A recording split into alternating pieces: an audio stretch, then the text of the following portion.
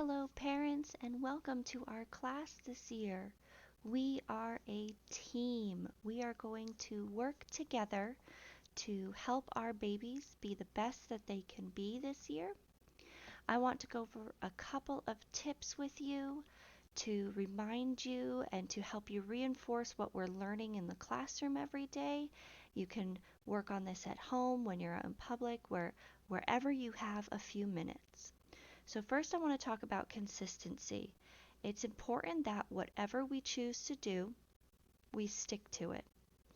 Please don't try something with your child and or take a behavior correction that I send home with you guys and try it one or two times and say, "Up, it didn't work. I'm not going to do it again." Some of our babies will respond after 5 or 6 or 10 times.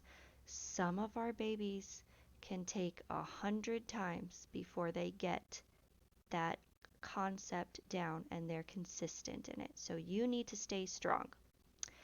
Next, I want to talk about my 5 minutes a day. 5 minutes a day, I want you to put down your phones, turn off the TV, walk away from the computer, look your child in the face, and talk about anything. For my functionally nonverbal students, I just want you to talk to them. Make some sounds, try to have them imitate you, maybe some strong H or G sounds, depending on where they are in their sound pronunciation. For my younger kids, let them talk. Let them lead the conversation. Let them feel engaged with you. 5 minutes a day. All right, that's less time than it takes to do your dishes. You can have them come and help you fold some laundry and just look at them without those digital devices, which we're going to talk about next. Digital limits. Please put limits for digital devices on your children. Extensive studies have shown that children who are exposed to digital devices from a young age and for extensive amounts of times suffer greater in their attention, their focus, their social emotional development and interactions. We don't need these babies to have any more things to overcome. We want to help them be as successful as possible, and that means limiting the digital. Next, we need to be hands on. If they're fidgeting and jumping around the house, give them something physical to do. Look at the cues that your baby is giving you. Give them something, a Play Doh, a fidget toy. You can talk to me about the best options for fidget toys. I can give you recommendations based on age, based on what your child likes. We are going to talk a lot this year. Next, commit to no. When you tell your child no and they throw a tantrum, toss themselves on the floor, roll themselves off the couch, throw your stuff around the house, the answer is still no. In fact, it should be more so no. Okay? Do not cave.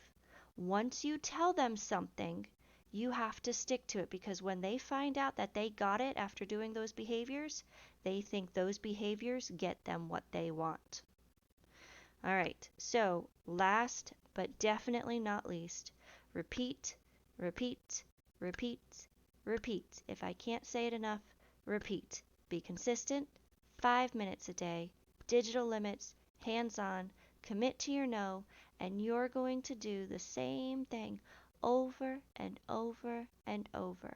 And together, as a team, we will make a difference with our babies. You will see communication and behavioral development in our children that you just wouldn't have even imagined a year ago. So, I want you to focus, stay committed. We're both in it for the long haul. This is not going to be a quick change.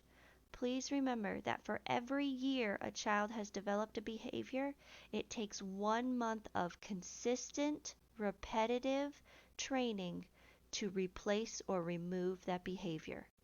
1 month for every year.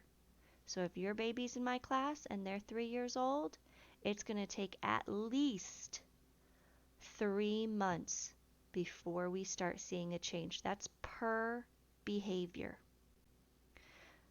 Be consistent, stick to it. Let's develop those good habits together, and we can get through this school year. Thank you.